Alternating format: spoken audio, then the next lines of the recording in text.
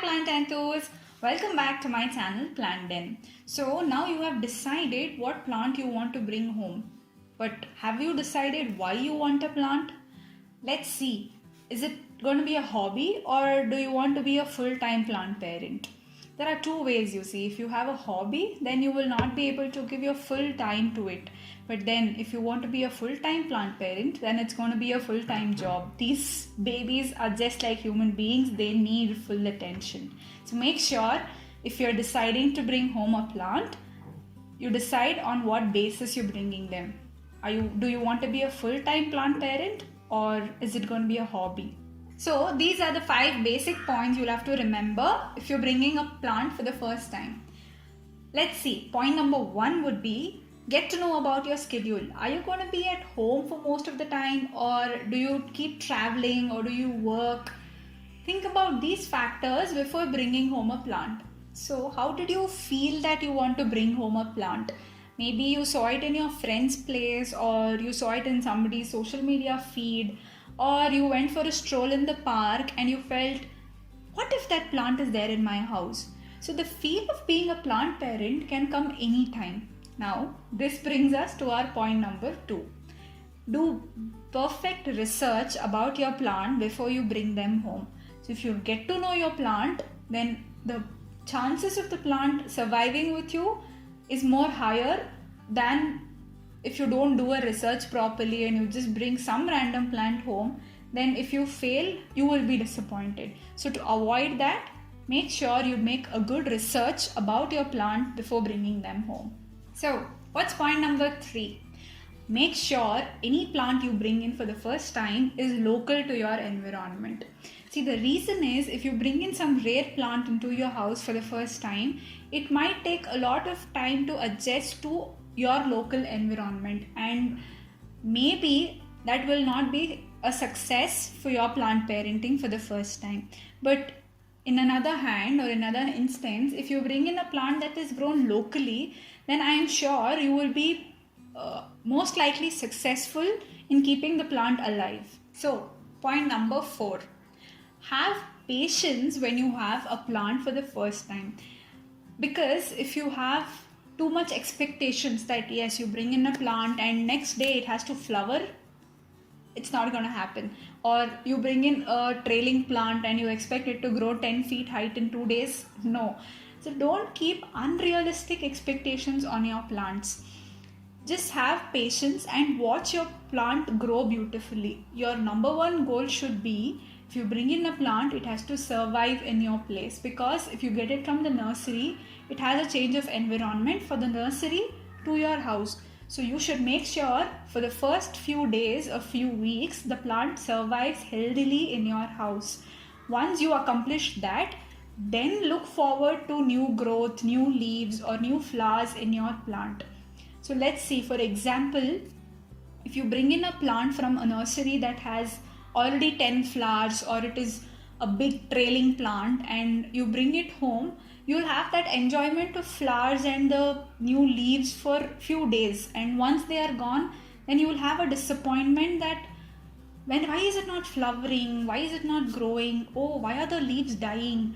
Because that is how the plant is. The older leaves die in order to keep the new leaves alive or to give new energy to the new leaves. The flowers do die eventually, but if that happens for the first few days of bringing your plant home, maybe you will be disappointed.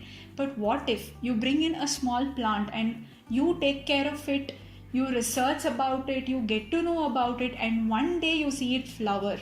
Just imagine the happiness you have in your face, or you have it for yourself, that you did it, you took care of the plant, you could make it happen. So look for that. Have patience when you grow a plant, and I am sure the plant will give you happiness back.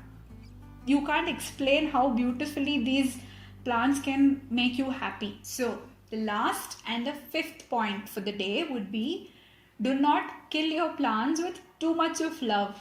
What I'm trying to say is, do not overwater your plant. So the most of the plants that die would be because of overwatering rather than underwatering. Plants can survive with very little water than if you put over too much water in them and roots will start to rot, and that is the major reason of many of the house plants to die. So do not overwater your plants. For example, you have a few plants in your balcony which require very less water and it is a rainy season out there. Make sure if you're not going to be at home, you move the plant to a spot where it will not receive too much of rainwater. Or if you have somebody at home, give them a call and say, buddy, just move the plant inside because I don't want it to get too much water. Why I'm telling you is, it is from my own experience. Every plant parent would have killed a plant by overwatering, and that happens. But make sure you do not let it happen. So how do you know that you are not overwatering your plants? Here, just make sure you put your finger into the soil and see if the soil sticks to your finger. Here you can see it doesn't stick to your finger. At this point, you're supposed to water the plant. If the soil sticks to your finger, then make sure you don't water the plant. Also, when you water the plant, make sure the water comes out from the drainage hole completely.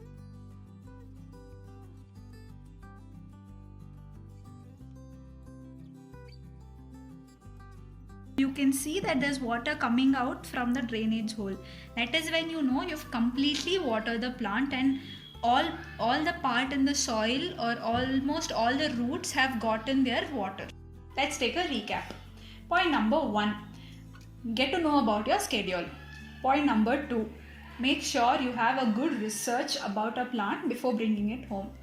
Point number 3, the plants have to be local if you're bringing in the plant for the first time. Point number 4, have a lot of patience with your plants. Point number 5, do not overwater the plants. So that's all. If you keep these 5 points in your head before bringing the plant home, then I think you will be a successful plant parent even if you're bringing the plant home for the first time. Thank you for watching Plant Den. And now, if you are still confused about what plants to bring in for the first time, just check out my previous video on the basic easy plants for beginners, and I think it's going to help you out. Please subscribe to my channel, like, comment and share with your friends. Thank you. Until next time, bye bye.